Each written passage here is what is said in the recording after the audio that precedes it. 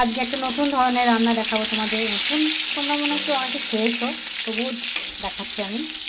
তো গোটা পটলের চিংড়ি মাছ দিয়ে করবো। দেখো তোমরা রান্নাটা। দেখো পটলগুলো আমার ভাজা হয়ে গেছে, এবার তুলে নেবো, চিংড়ি মাছটা ভেজে নেবো। এবার চিংড়ি মাছটা ভেজে নেবো, এক হাতে ভিডিওটা করছি তো।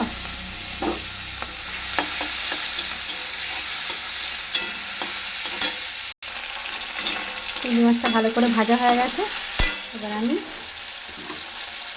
মশলা দিয়ে কষে নেব। দাঁড়াও, ওই তেলেতেই আমি পেঁয়াজ দিয়ে দেবো, টমেটো কুচি দিয়ে মশলা দিয়ে মশলাটা করে নেব।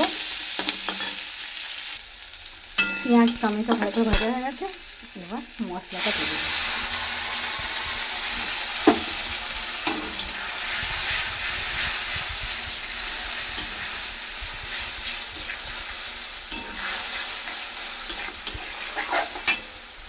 দেখো মশলাটা হয়ে গেছে। এইবার দেখো পটল দিয়ে সব দিয়ে দিলাম, চিংড়ি মাছ আর পটল দিয়ে দিলাম। একটু পরিমাণ মতন জল দেবো, একটু যেন পটলের ভিতরে মশলাটা ঢোকে, তার জন্য একটু ফুটিয়ে নেবো।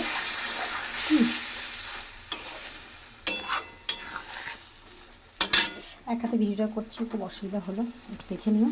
এবার একটু টমেটো কুচি দিয়ে দেবো। এবার ভালো করে একটু চাপা দিয়ে দেবো। দেখো আমার রেসিপি তৈরি হয়ে গেছে। পটল, গোটা গোটা পটলের চিংড়ি মাছ দিয়ে একটুখানি গরম মশলা দিয়ে দেবো। দেখো পরিমাণ মতন অল্প, যেমন যেমন ভালোবাসো সবাই দিতে তেমন দিয়ে দেবে। হয়ে গেছে আমার তৈরি রেসিপি, গোটা পটলের রেসিপি। তো বলো বন্ধুরা, দেখো কেমন হয়েছে পটলের চিংড়ি মাছের তরকারি।